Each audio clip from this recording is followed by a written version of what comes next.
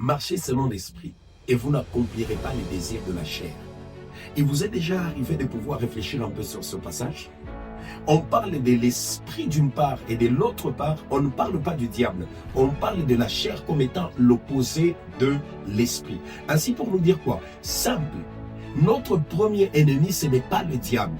C'est bien sûr la chair, c'est la chair. C'est la chair qui va donner occasion au diable de pouvoir te posséder.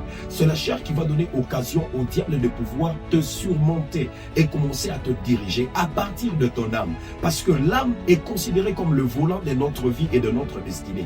Dieu a besoin de l'âme pour conduire notre vie. Le diable a besoin de l'âme. Et le diable, il passe au travers de notre chair.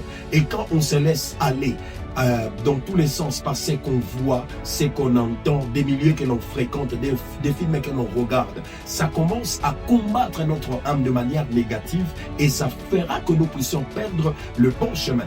Voilà pourquoi vous suivrez, il y a de prédicateurs, quelqu'un qui est un bon serviteur de Dieu, il a la puissance, il a l'onction, mais il est impudique. Ça, ce n'est pas un problème de l'esprit, c'est un problème de l'âme, c'est un problème de la chair.